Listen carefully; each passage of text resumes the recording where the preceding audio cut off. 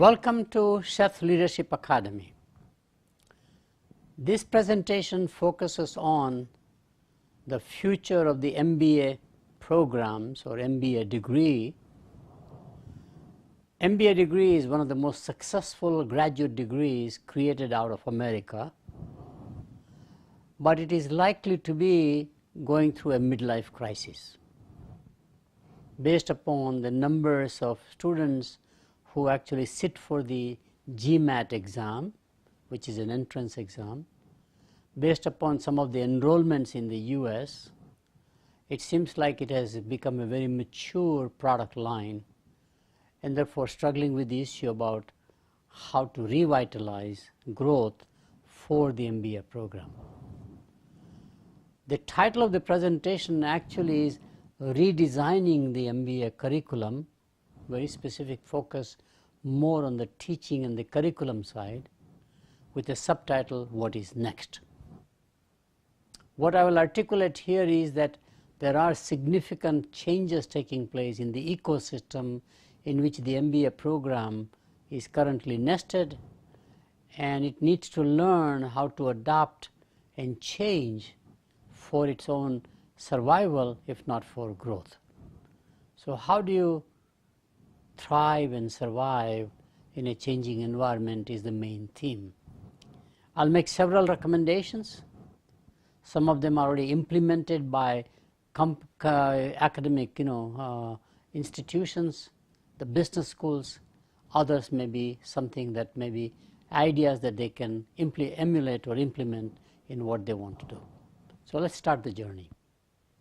First, the good news. MBA is the most popular master's degree program in the US.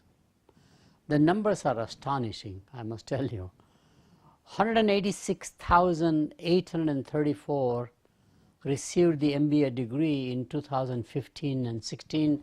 That's the latest data I have, out of a total of 785,595 master's degrees granted in the United States.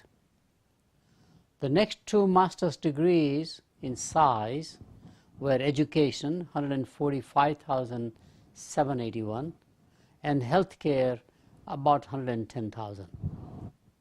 Remember, education was the biggest at one time because of the master's degree certification to become a school teacher and all that. Compared to the MBA degree, here are the statistics for engineering. Again, this came as a surprise to me. There were only 51,621 master's degree graduates in engineering, with less than 25% being women graduates. In fact, as you know, there is a whole STEM movement to encourage more women, girls in high school even, to get into the STEM cell program and have a preferential admission in the engineering schools, which is what engineering is trying to create a growth strategy. But the number 51,000 surprised me. I thought it would be a lot more. Engineering and business would be the typical combination in many ways, but that's not the case. One of the reasons may be that master's degrees in engineering are not the terminal degrees quite often. People go from undergraduate to do their PhD, get a master's on the way. So there could be some lack of comparability between the MBA, which is a terminal degree, versus an MS in engineering may not be necessarily a terminal degree, so I don't know. But these are the data that surprised me. The MBA degree is becoming gender equal, which again was a pleasant surprise. Almost 50-50, slightly less than 50 for women graduates.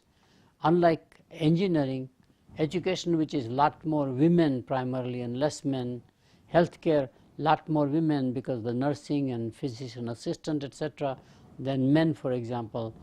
MBA seems to be equal gender, which again was sort of a pleasant surprise. Last surprise and a good news is that MBA graduates commanded the highest salary among all fields of master's graduation degrees.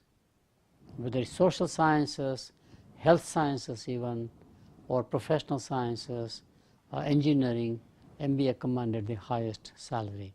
And that partly because more MBAs are going toward consulting services or toward investment banking where they are revenue generators, they are not the cost center as the traditional MBA graduates who went to corporations to become managers and the leaders. This is all the good news. So now the bad news. The bad news doesn't come directly but indirectly. And it goes back to an incident in my own life. The most insightful question I have been ever asked by any business leader. And this was a chairman of a very large Baby Bell.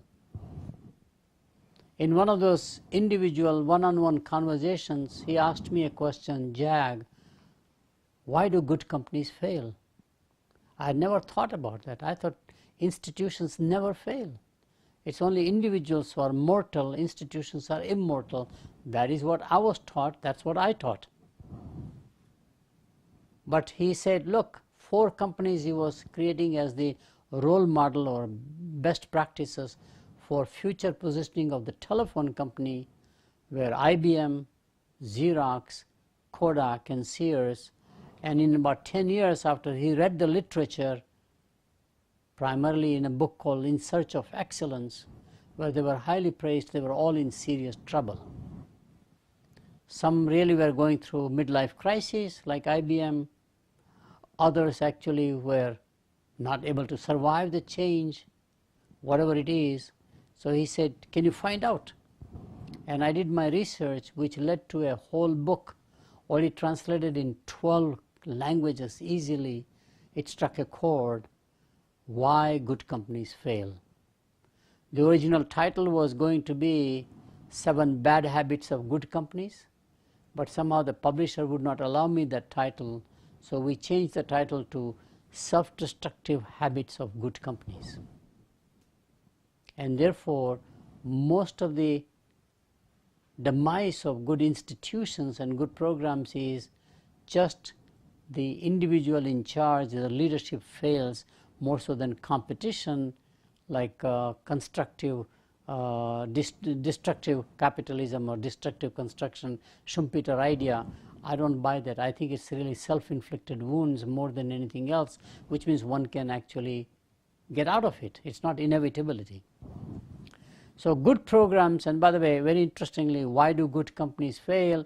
I did research on digital corporation where it was unwilling to change. The same founder, brilliant scientist who created probably one of the best competitors to IBM through mini computers, got an enormous share of the growing market, did not believe that PC can do the work of a mainframe computer. He thought PC was a toy, an appendage, and the rest is history. The PC revolution came in and obviously took over a lot of functions of the mainframe computers and dropped the price enormously for the same functionality. Unwilling to change. IBM, I found, was opposite, unable to change. The processes and the culture had taken over. So good programs and their institutions fail when their leaders are either unable or unwilling to adapt with the changing external environment or context.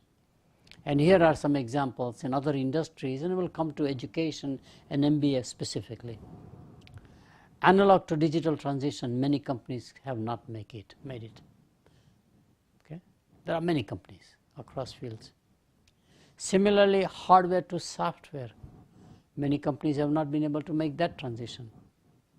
Humanities to professional education, liberal arts has struggled with that thing, closer to education field. Domestic to globalization, that's sort of more possible, but it is a major event taking place right now. So what are the external changing contexts for the MBA program? And I have identified 7. I'm sure there are more, but somehow in my research, these 7 stood out. The first and the major one is digital revolution. The MBA programs were organized and are delivered brick and mortar. Physical location, you come to this place, you study at this time, in 2 years you're out with internship, the typical MBA program. Digital revolution is impacting everything. The books we rely, the articles we rely, the readings we rely are all the digital online.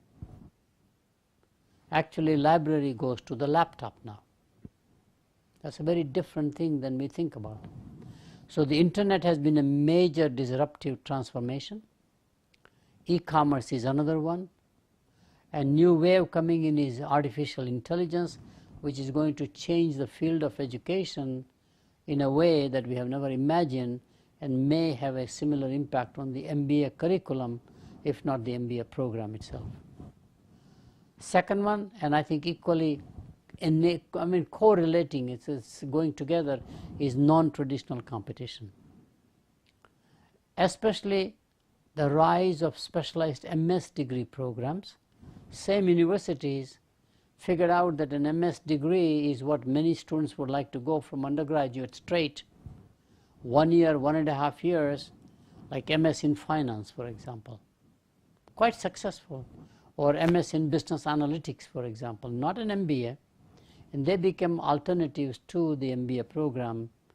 Same institutions often, same departments for that matter. And that is one of the non-traditional competitor. The other one, and much more pervasive and much bigger in scale and scope and size, is the MOOCs.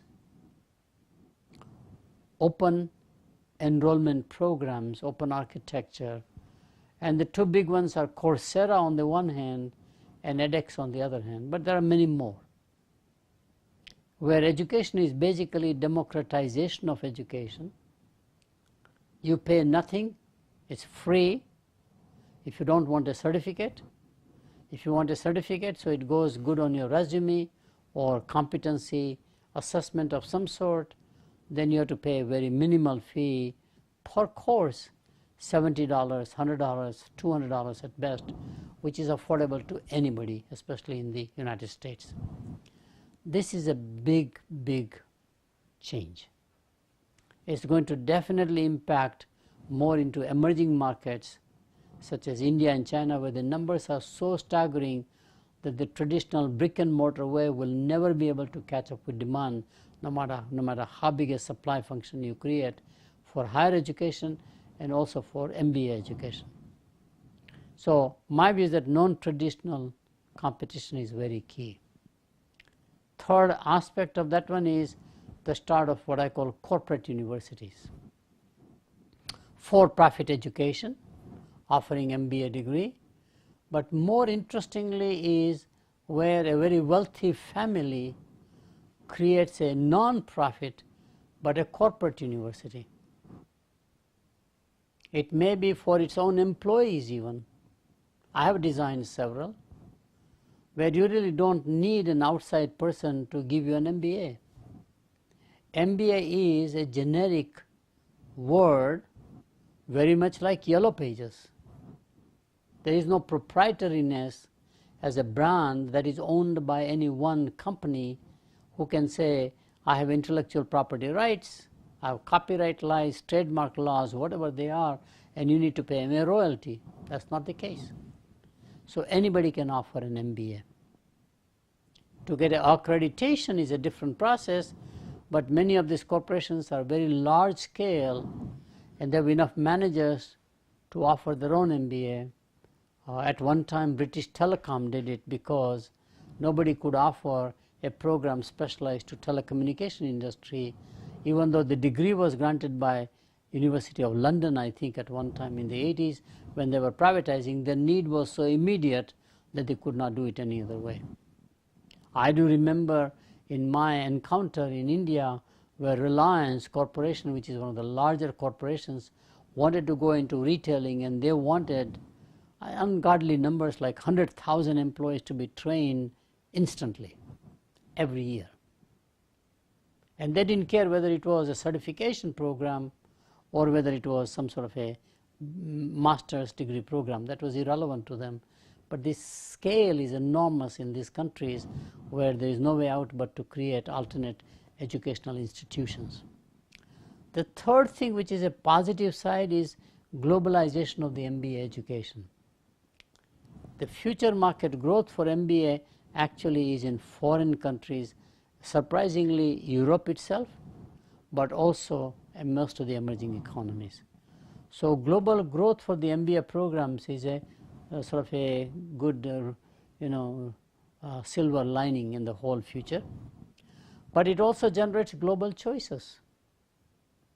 So far, North America dominates in the MBA programs, and there are a few scattering programs in Europe, for example, but the supply is still growing in a way where you will have more choices. So why would I go to a place here when if I can go to India at ISB in 1 year I get my MBA and world-class faculty come and teach? They're very different model than faculty that is tenured or adjunct who teaches on the campus.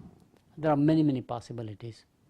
And the last one is that all enterprises are globalizing, and therefore they need more a global education as opposed to domestic education. Fourth external context is career-oriented, market-driven. What the companies want or employers want in general is skill-ready graduate, which means the MBA program cannot be just know why, but it should be know how. So how can we blend know how with know why? That will require a curriculum change in my view. So embracing vocational technical education. We have always had this caste system that vocational technical is for the blue collar workers and MBA is for the white collar workers. I think we need to remove those blinders or stereotypes and blur the boundaries and create what I would call a fusion of VOTEC on the one hand and cerebral education on the other hand, cognitive learning, and how can we blend them together. Clearly there is more and more demand for experiential learning, and therefore all MBA programs are now inserting some form of experiential learning in each of the classes, not just summer internship. 5. Affordability and accessibility, which is a part of the democratization that I was talking about early. The average cost of an MBA degree is now over $100,000. This may not be just limited to 2-year MBA program, because you have the 1-year MBA programs, evening MBA programs, executive MBA programs, and the pricing are not identical. Executive MBA programs are a lot more expensive, quite in many institutions, and they have a shorter time framework, and therefore this is an average of all that. Unfortunately, still it's very expensive. These are just the fees, and there's an affordability issue. Student loans are in jeopardy big time. In US, the loans have exceeded 1.3 trillion. They're charging more interest now than ever before. Students have no way of paying back the previous student loans, which creates a bottleneck to say, I would like to have an MBA, but I can't afford it. And unfortunately, most of the programs are brick and mortar. There's a campus, there's a building may be named. You come to that building to study classes, there's a capacity problem there. The demand is there, but we are not able to manage because of the brick and mortar mentality or mindset. 6 and 7 contextual aspects are very different. There's a huge amount of political uncertainty all over the world. You don't know who will win the politics at the next general elections. You also have political gridlocks. Because of that, the research budgets that governments give, especially federal governments, to conduct fundamental research which supports the universities are constantly in jeopardy. There's an uncertainty. And you cannot count that in your budgeting process how much research money you will give, and therefore how much that can subsidize teaching. Philanthropy is great. You can do fundraising and it can happen. But fundraising again has certain limits because you are getting the funds, but they are basically restricted funds. And therefore the cash flow from the funds may not be sufficient unless you do multi-billion-dollar campaigns at the university level, or the school of business dean has to have a campaign that is at least 100 million or more just for naming the building, and obviously many multi-million-dollar campaign just for the business school as a part of the university campaign. So state versus federal budgets. State budgets are more for teaching quite often. Federal budgets are for research. Both are in a huge political turmoil. And the last thing is much more fascinating to me, namely that the leadership of the universities themselves, the president of the university, is finding his or her life untenable in the age of social media. There's some controversy or the other, and the president becomes the casualty. Whether it's a sports scandal or fraternity sorority, hazing incident, or anything it looks like. Today social media come and criticize the campus, criticize the president because he or she is the leader, and force the resignation. So you have a game plan, a strategic plan that gets totally disrupted and maybe sidelined in the process. The role of the dean has changed enormously in the last 25 to 30 years that I know. The main role of the dean is a chief fundraiser. Fundraising is more important than the curriculum per se. So the dean's office is occupied about how do I create more funding. And the last thing is very important within the campus. Acrimony is just rising. All the stakeholders, I don't know what it is, but the campus is much more acrimonious. Controversies after controversies.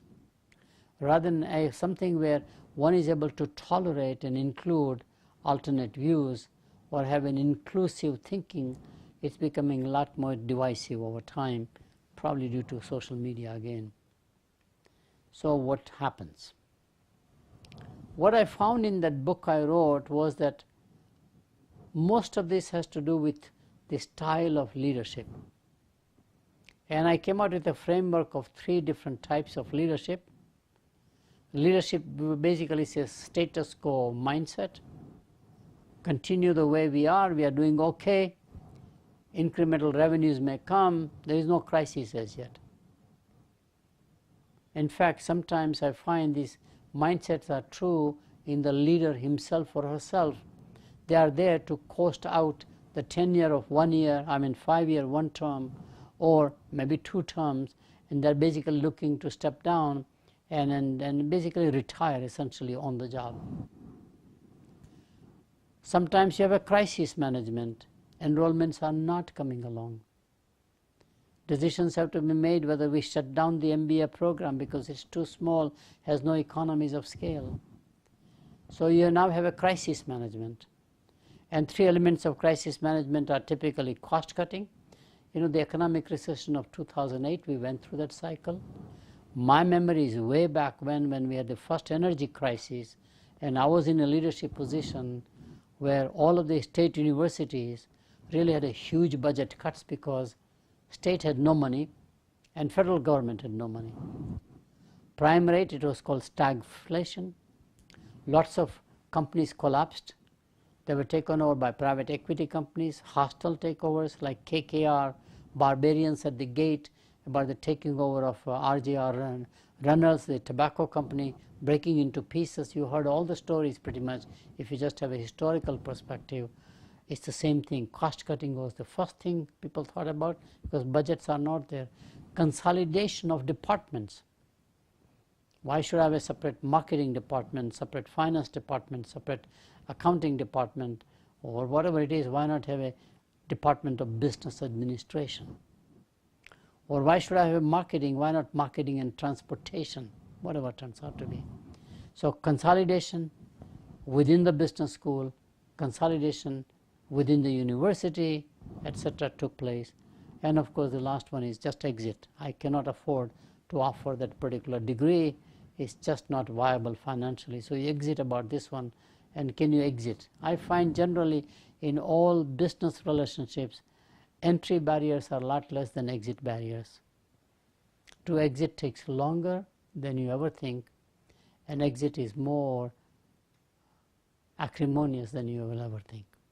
So crisis management comes in because you are under a deadline to survive. Instead of that, if one takes an adaptive mindset, an anticipatory mindset. Suddenly you find there's a lot of opportunity for innovation, for growth, and for repositioning for the future. As the phrase goes, it is outside-in leadership versus inside-out leadership. And often it requires a change. Somebody who has come from outside thinks differently. So you have a dean who comes in from outside, revitalizing, repositioning, re-energizing the same department and the same degree, in this case, the MBA degree, for example. The change is not easy, especially in the academic setting, in my view, as opposed to corporation. And here are 5 things that come in the way, and the role of the leader is to manage the transition, transform the organization from these 5 elements. One, of course, is culture. From a legacy culture, status quo management, how do you create a culture that is looking forward to change, positive? Other one is processes. And I find culture is easier to do because human resource is more moldable than agricultural resource or an industrial resource. It's a question of, do you know how to mold them, shape them properly? And good leaders know how to do it, and not so good leaders can't do it. Processes are harder even for good leaders. They're hardwired. They're more the DNA of an organization. Registration process, recruiting process, curriculum is a part of that process in some fashion. Systems, physical systems, IT systems, etc. The way you are organized, whether the MBA program is across departments or within one department, whether the MBA programs report directly to the dean or to the associate dean, are all organizational design issues. And the last one, and a very key one in all higher education, is policy. Policy by the university, because MBA degree and the business school is housed within a university, and of course public policy in general, which we talked about. So my view is that it's possible to change. It is in the hands of the leaders. It is not the inevitability that external disruptive forces will come and destroy the industry or destroy the institution or destroy the program. I don't believe that stuff, which means it is basically in our own hands. And it is happening. There are some very good experiments for innovation and for growth, and I'll give you a couple of samples of these into 3 different areas. At MIT Sloan Management, which is the business school, students can now personalize their own courses of study and have access to hands-on learning through collaborative, what they call active learning, or I used to call action learning. It's the same thing. To me, this is a good idea. Rather than lockstep core and electives, it is more like what we call mass customization. And the way to understand that is that our current MBA programs are like a great French restaurant. French restaurants have a limited menu, so many entrees only. Chef is a great master. He went someplace to study, she went someplace to study techniques, how to cook that particular recipe. Sous chef, he was or she was there for a while. Now they start their own restaurant, and you go and say, please, can I have this, more of this or that? They say, you must be kidding. He feels or she feels insulted. Thou shalt eat what I make. Prices are high, and time it takes to get your meal is a long cycle. So restaurants are only occasional consumption, anniversaries, birthdays, something like that. Contrast that with a Chinese restaurant. How big is the menu? 120 items, even from a small restaurant. Do you think they have 120 separate recipes? Of course not. What they have is about a dozen or less ingredients, maybe half a dozen condiments, and they know how to create mix and match any combination you want. I mean, they can create multi-million combinations, millions of combinations by varying ingredients. Very affordable, by the way. Have you seen the affordability of Chinese or Thai restaurants compared to the French restaurants? and they are very fast. I'm still talking to my friends or whoever I'm hosting, and suddenly the meal comes, right? Have you seen that? Very fascinating. They make money. The French restaurant is struggling to survive, even with high prices, because they turn the table only once in the evening. Often they don't offer lunch. Chinese restaurants will have lunch and the dinner, and they turn the tables 3 times, 4 times in a night. So they make money. We have to learn how to become more like Chinese restaurants in our MBA programs rather than the French restaurants. Second very interesting experiment is at University of Illinois Urbana-Champaign campus. They offer an online MBA degree in partnership with Coursera that I talked about earlier. The MBA program is time and location agnostic now, and the pricing is a 2-tier pricing. If you want to do brick and mortar, this is the price because it costs us more. If you want to do this online MBA, it will cost you a lot less. In fact, I was told it's only like $10,000 for the MBA degree, when the normal degree may be $40,000, $50,000 or maybe more, even 1-year MBA. So it's very interesting. To me, this 2-tier pricing is a very good initiative. Third is much more interesting. University of Minnesota, the Carlson School of Management offers online MBA 1,000 miles away from Minneapolis to Washington, D.C., all targeted toward congressional staff people, 13,000 of them. We say that the MBA's future may be not with businesses primarily, but with non-businesses, such as the military, or the government, or education as an industry, or NGO.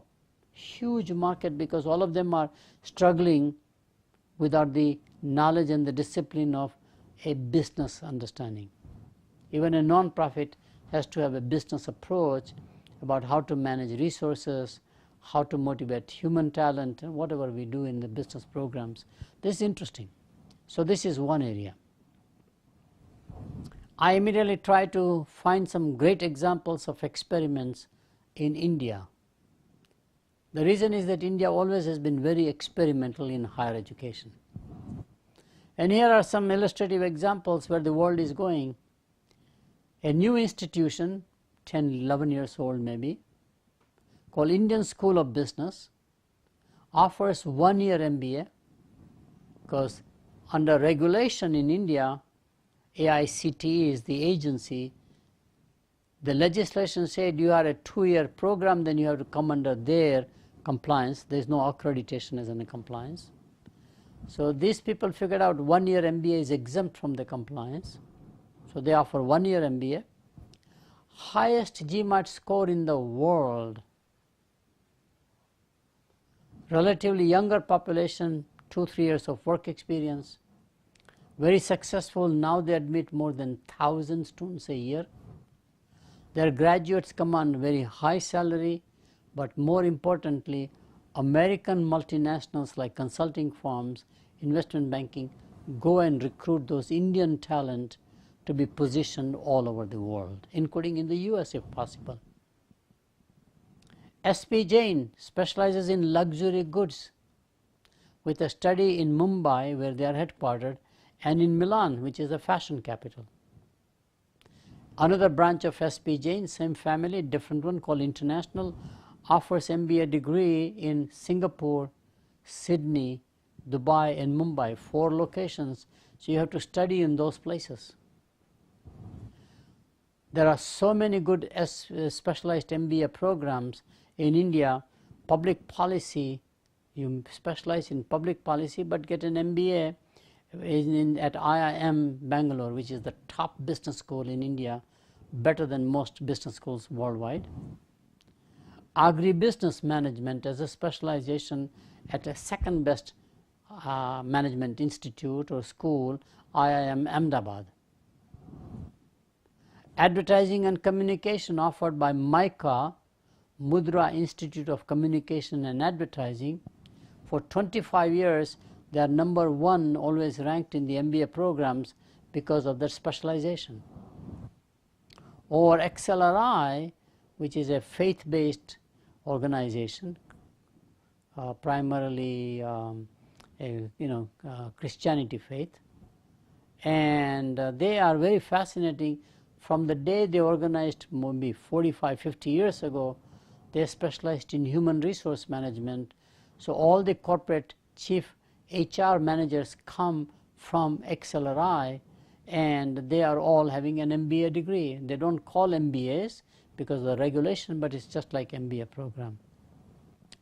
And I found similarly some very good experiments going on in creating a global orientation or global MBA. Chicago Booth Executive MBA offers their MBA in 3 different locations: Chicago, London, and Singapore. EMBA Global Asia focuses on Asia, 3-way partnership between Columbia University, London Business School, and University of Hong Kong. And the classes are held in New York, London, Hong Kong, and Shanghai. There is one interesting program, One MBA. It's a cooperative program by 5 prominent schools: University of North Carolina in Chapel Hill, Chinese University of Hong Kong, Rotterdam School of Management at Erasmus University, one in Mexico in Monterrey, for example, and one in Brazil in Sao Paulo. Sharing the cost, gathering more demand. So you are now a little more cash surplus. There is no cash flow crisis in this case. Very fascinating. Aggregating demand from 5 countries, putting programs, students learning from each other. So these are the kinds of experiments going on. I'm going to now suggest where the future is going to go. Like all industries, as the industry matures through shakeout and mergers, ultimately ends up into 2 kinds of competitors. One is a full-line generalist, other one are highly specialized ones, which is like a shopping mall. So in a shopping mall you see JCPenney, Sears, Macy's as anchor, and then you see in between specialty retailers. Some will be specializing by product, like Foot Locker. Some will be specializing by a market segment, a lifestyle segment, like a Benetton, for example, or the Limited, which was very popular for market segmentation, target audience, which is interesting. This is a model that is real world for all industries in my book called The Rule of 3. And I find fascinating that economists never thought a given industry would be part oligopoly and part monopolistic competition. Specialty retailers command money through margin or extra rent, as the economists call it. And full-line generalists are more like oligopoly, 3-4 players. It turns out to be 3 all the time. So in the diagram you can see, and this is the evolution I see for the MBA degree programs on a global basis. So the rule of 3 pretty much articulates that if plot against scale or size, against financial performance, surplus in cash, margins, however you measure it, you see 2 curves. You are on the right side, primarily a full-line generalist, where it's a scale advantage, a volume. How many graduates can you graduate? On the left side is a differential advantage, how do you specialize? And the worst place is in the middle, where you neither have a differential advantage nor you have the scale advantage. Typically between top 20 to top 50 MBA schools of business are in that category. So you have to decide, because the rule of the ditch in the center is very simple. Whoever is near the ditch is likely to go in the ditch. So on the right side of the chart, smallest full-line generalist is very vulnerable, usually the 3rd player. On the left side is the largest specialized is more vulnerable, very counterintuitive. And this is prevalent across all industries. So I've used this chart to make some recommendations as how the MBA programs will evolve, especially on the differential advantage side. So here are 9 separate or 10 separate recommendations. You see the pie chart there, and I will go into each one of them as separate bullet points. The first very strong recommendation to survive and grow the MBA programs is reduce the core to 1 semester only. Now, who said that I cannot teach microeconomics in half the semester and macroeconomics in half the semester? These are not economists or economics majors. It's just to learn the language. And what's the core MBA? It's nothing but learning the language of business, or in this case, disciplines, behavioral sciences. In fact, the undergraduates in those disciplines are stronger than our MBA. So if you are an economics undergraduate major, you know a lot more about economics than a start out MBA. And what was the MBA designed for? MBA was designed after World War II primarily for fresh engineers who are going to the workplace not knowing the vocabulary of double entry accounting system or supply and demand or diminishing marginal utility. So governments encouraged engineers go straight into MBA, no work experience, learn the vocabulary, and we still have the design of the program. Whereas our students are now coming more from not just engineering but all the disciplines, and more importantly, our students are coming with work experience. We don't have the typical daytime 2-year MBA program. We have 1-year MBA, evening MBA, working professionals, executive MBA. We have it. So we don't need the same core or the same size of the core 1 year completely. So how can we compress that into 1 semester? People are doing it. For example, at my university, we have a 1-year MBA where all students come in the summertime, get their core already done with intense work in 1 semester, what is equivalent to 1 year, and then they all go into electives. So 1 full year of electives means they can take 5 classes in each semester, no internship. They're going straight 11 months. And what happens is interesting, they become specialists now. I can take finance classes on derivatives, corporate finance, merger acquisitions, just goes on and on. So I'm now more employable right after I graduate. That's very key, important one. It is not creating leaders anymore, but creating skill-based professionals is the fundamental change. Chicago Booth has already done that thing in terms of reducing the core to 1 semester, I'm told. And Wharton School offers its first-year MBA online through Coursera. Anyhow, all the top private universities offer fellowships, so the discounted price is about 35 to 50% less than the list price, which means 2-year program, actually the student pays, at least through fellowships, about half of that. Very clever design, offer the first year online, have a huge encatchment from all over the world, numbers are large, and then you qualify them not based upon entrance GMAT exam alone, but how they perform in the foundational courses before they get into the second year when they come on the campus. Very innovative approach, and to me, reducing the core to 1 semester is a very key area, my recommendation. Second one, equally important, is specialized skill-based MBA programs. That's the demand out there. So one can have MBA in data analytics, one of the hottest growing areas, not MS but MBA. They're all really MS programs in the past. And they were subordinated with the rise of the MBA, with a better demand in the marketplace, higher compensation, initial salary. This is coming back but with an MBA twist. So MBA in data analytics, MBA in social media, MBA in finance, MBA in sales management, MBA in branding, product management. I can go on giving you all the issues. They can be industry specific MBAs, or they can be discipline and sub-discipline specific MBAs. Very key. Number 3, expand the 1-year MBA. In other words, 1 year MBA should be offered for working professionals, not those who are coming here to look for a job. Very large scale possibility. I think it is a growth engine for 1 year MBA. All 1 year MBA programs are growing because young people have no time. Like in the old days where I joined a company, stayed with the company till I retired. I got my golden watch, as my retirement, and I became a great brand ambassador for my employer after retirement. Those days are gone. Young people don't even know what they will do 3, 4, 5 years after they do their undergraduate degree.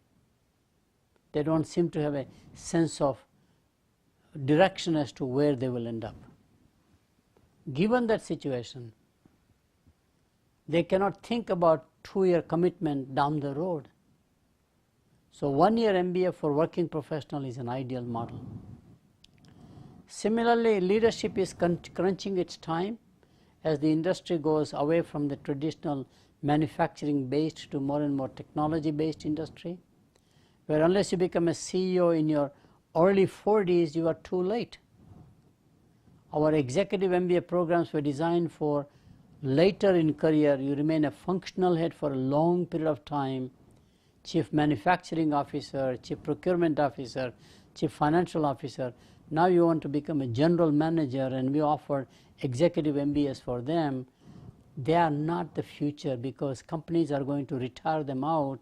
In fact, companies are not funding quite a lot of them. Many of the senior executives, when they do come for MBA, executive MBA, weekend MBA, actually are looking for career management, counseling and advice. They are on their way out. It is the next younger generation where companies want to invest and make them sort of a high speed, high quick leadership positions. Succession planning. They are younger by about a decade. So can we offer executive MBA, not the traditional way for senior leaders, executives or senior executives, but to managers? Not the first level supervisor, but almost the second, third level managers. Can we do that? I think it's a very big, that's the leadership pipeline. Number 5, I'm a very strong believer that one can really do a fantastic job of a 5-year BBA MBA straight. The MBA program is ideally designed for that, as I told you, fresh engineer going to the college straight, but this is a unique approach because 5-year gives you enormous length to do multiple internships. You can bundle a lot of experiential learning. You can make them such a specialist and at the same time have generalist notion about other functions. Relatively young. What I find fascinating is that when a student undergraduate leaves and works for 5, 6 years, and when they come back as MBAs, they have a re-entry problem because they don't know how to work 24/7 weekends, because their work habits are Monday through Friday, 8 to 5 or whatever it is, Saturday, Sunday, you do other things. Student life is 24/7. As an undergraduate, you are used to that, you continue 1 more year. The incremental revenue to the university is very large. Incremental revenue to the business school is very large because largest programs are the undergraduate business programs at state universities. Now we used to have an honors program for seniors. This is slightly more than that. Meeting the admission criteria, you can actually extend the MBA degree to your existing seniors by adding that 1 year, but redesigning the program all the way to the junior level or even a freshman level at places like University of Texas at Austin, University of Michigan, University of Illinois, Urbana-Champaign, Berkeley. They're all state universities. Great reputation. UCLA. I can just go on naming those, and you can imagine how much potential it is because they may have as many as 1,000 graduates a year in terms of their undergraduate business. And of course, they already have studied all the core things anyhow, so you don't need to repeat the core. The 5th year, but combining with the 4th year becomes a very specialized program, and therefore they are job ready. They are employable immediately. So that's my recommendation. Multiple internships, high starting salary base. As an undergraduate, latest statistics I just heard is that the average bachelor's degree today commands 50,000. Now with an MBA they will command 70,000. And they are placed into the corporate world. If they go into consultancy world, it may be even more. So all of a sudden it's a win-win between the marketplace and education without jeopardizing any integrity or the quality of education. It's a question of reshuffling the deck. Number 6, flipping the classroom, or what I call blended learning. This is very necessary and desirable. Blended learning is replacing the traditional 3 R's of learning: reading, writing, and arithmetic, which is what the literacy competency in the industrial age is what we created. In the digital age, the knowledge has to become what I call 3 I's of learning. Learning should be interactive, which is what the flipping the class allows. Learning should be individualized, even in a large class, which again technologies like Blackboard or Canvas allows you to do. And learning should be integrated, which means what you study in finance is relevant in accounting or in marketing. What you study in marketing is relevant in HR, etc., etc. So the 3 I's of learning can happen only with digital technology, with economies of scale. And that's my recommendation, replacing the 3 R's of learning with 3 I's of learning in a blended where the lecture is already given, which is textbook material or basic principles, and the classroom is all about contextualization, localization, and I can scrape the web itself every class that I teach before the class and come out with situations in terms of a dialogue and a discussion, far superior learning than the traditional learning that we have in the classroom. Expand the market to non-business entities, as we talked about. Huge growth engine. So why should we do MBAs only for businesses? Military is a large institution worldwide. So are the scientists who just want to be scientists. They don't want to be managers, but they have a business understanding now. And NGOs are a very large growing sector of the world economy. So all these are just examples. I can go more and more, but expanding the market for MBA outside of the traditional businesses. Number 8 is equally interesting, reverse innovation. Many emerging economies actually either leapfrog the program or innovated in their own way to localize, to contextualize, and they are actually becoming more affordable, more accessible than what we think, and maybe we can learn from them. Brazil in the 90s privatized education, including MBA education. So today you see Brazilian factories out in remote Amazon River. There are factory managers. There are administrative people who live and breathe on those factories. It's not the corporate headquarters, you see. So faculty fly out to those locations. As many as 10, 12 locations, they have campus extensions, not necessarily their own campus, but on the company's property. Inexpensive, very different. It can be done. It's a large nation geographically. India is experimenting quite a lot, as we showed, and so are things happening in China. More affordable, more accessible. How can we bring it into the advanced economies? Point number 9 is my own personal passion. I find that we have these great programs about student immersion into globalizing world. So we take them to China, India, Africa, wherever we take them, and say learn the context there for 1 week, 2 weeks, or study abroad program. Undergraduates spend a semester or a year here. It will be more intense immersion. But our faculty is totally domestic mindset. They got their PhD in the US context. They only know US case studies.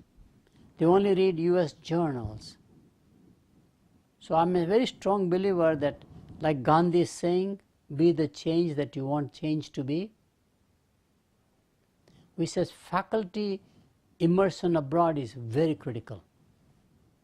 When the faculty goes 2 weeks, 3 weeks as an immersion into another context, culture, when they come back they'll be totally transformed, I think permanently. A typical finance professor only knows primarily the Federal Reserve System in America. They think that's the only central banking system. So they don't understand Reserve Bank of India, Reserve Bank of Australia, Reserve Bank of South Africa, which is a British central banking system, very different. It's fascinating, right? The monetary policies are different, fiscal policies are different. Now they begin to appreciate that the world is more diverse, and that can be done very well. So I'm a very strong believer that it's an investment university has to make, especially bright young first-time recruits. Rather than giving them 2-9 summer salary for research, they should go into 2-9 summer salary for immersion into other contexts or other countries, and that will really globalize their mindset, which is very key. And the last one is the most radical one, and probably will require more ASCSB type accreditation bodies to bring about a change. We say our core courses, 2 in behavioral sciences, 2 in economic sciences, and 2 in analytical sciences, which is the core with functions, is obsolete. We are no longer in the industrial economy. We are into digital economy. What are the core requirements across all specializations one can offer? My view is the first one is digital economics, which is not the same as industrial economics. Totally different paradigms. So can we have a course on digital economics where it is not just the scale economies, for example, but speed economy concept? I can give you articulation about how that course can be designed, very meaningful in the contemporary and the future world of the context which the MBAs will thrive. Analytics, big data is here. The amount of information collected is so enormous because the devices are everywhere, they're affordable, they're universal. Everybody has devices that they can record videos on using their cell phones, everything you can imagine. Just think about how much content is produced that would have never been imagined in the old legacy computer days, right? So analytics is becoming, data mining as it is called, is becoming very key as a foundational discipline. So we have to offer a separate course for all MBAs, not just those who major in information sciences or operations management, but across all MBAs, data analytics core, especially big data. Third one is the rise of the social media, and I would call leadership in a social media and age. It's very, very difficult going forward to have a separate personal life and a professional life. Social media is blending the boundaries. Life is more transparent, it is recorded. The leaders are finding that their personal life comes in the way in terms of their professional growth. We see all kinds of incidents being reported, and all of a sudden there is an abrupt resignation by the CEO or the chairman of the company. You can see all these things that's happening to middle level managers. So one has to understand that in the spotlight of social media and more recording of things, how do you behave as leaders? I often say that if I wanted to know what I did yesterday, I do a Google search on me. Things are recorded by people, recorded by institutions, by government, through cameras, security, etc. I'm not even aware, but it is there and stored and curated, etc. And I should not be surprised. I should really learn how to manage it or how to deal with it properly. So personal ethics are no different than professional ethics. They are the same. Personal conduct, no different than a professional conduct. They are the same. So that's a very new approach to thinking about ethical leadership, thinking about principal leadership, and how do you manage in your personal life at the same time. And the last course that I think, if we have only 4 core courses, which is what I believe in strongly, is the foundational course for artificial intelligence for business. And I blend into artificial intelligence virtual reality and all the other spin-offs that we see. It's very fascinating that people are more living in the virtual world, like a Second Life, for example, or Farmville, with very different personalities. They're becoming digital avatars of themselves. This is all about artificial intelligence, and that is going to become mainstream, impacting all functions in the business. So I've suggested 10 different initiatives, recommendations, whatever you will call. Let me conclude, therefore, this presentation. MBA degree is the most popular degree, master's degree in the US. It is also becoming more popular globally, especially among emerging economies. There are, however, several contextual changes which will shape the future of the MBA programs. These include digital economy or digital revolution, globalization of enterprises, and skill-based talent needed more and more in the society. The most insightful question I have been ever asked is, why do good companies fail? Good companies fail, and therefore good institutions, good programs like MBA, fail when they are either unable or unwilling to adapt or change when the external context has changed on them dramatically or non-linearly. Context for the MBA program is changing more rapidly than we think. In fact, half-life of knowledge for management is, my view, under 18 months. Half-life of knowledge across all disciplines is declining. Software, the languages I studied like Fortran, COBOL, are a legacy in the museum. C++ is gone and something else is coming. Very rapidly moving knowledge, even in physics and chemistry it's happening. Management is very dynamic, contextual anyhow, so half-life of knowledge is getting shorter. And as I said, it is 18 months, which is, how can we have an MBA for 2 years, because half the things that they study are not useful to them as a part of their career, for example. Which also has led me to another concept that we need to think about: customer lifetime value or lifelong learning. Who said that MBA can be just a terminal degree? Is it possible to bundle in the fees, not only having 1 year MBA or a specialized MBA, but refresher as a part of it over so many years? I calculated on the alumni base, if there was something like that, the huge cash flow a business school gets is mind-boggling. Amounts are smaller, but it's very similar to Coursera. If I get $100 but over 100,000 students versus $1,000 over 10 students, economies of scale are very different. Same concept here. So lifetime customer value or lifetime student value is equally important to think. There are some very good examples or experiments being done in the MBA program. I will not go over all of them. Most of them are for cost sharing.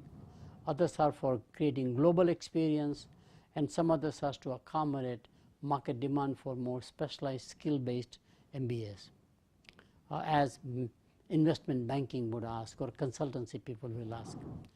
The adaptive mindset is very key in revitalizing and repositioning the MBA program, and therefore my view is that we need to have initiatives that questions the status quo, that questions the legacy. Anything that is orthodoxy, legacy, status quo management mindset is the one that's going to come in the way about the future of the MBA programs or MBA, business school institutions. One needs to think about more the anticipatory management or what I call adaptive mindset, and that requires a change in what we do. In the short run, one can do crisis management just to survive, but to thrive requires adaptive management. And that means working outside in and bringing about a change in the culture, the processes, the systems, org design, the structure, and the policy if possible. Policy mostly accreditation, etc. And there are many, many possibilities, and there's a whole list of 10 recommendations I have made, which is in the last slide. Reducing the core to one semester as opposed to full year, to flipping the classroom to make more 3 eyes of learning, to revising the core itself for the digital economy with courses like digital economics, data analytics, for example, leadership in a social media environment, etc., etc. I hope you have enjoyed this lecture. Thank you very much.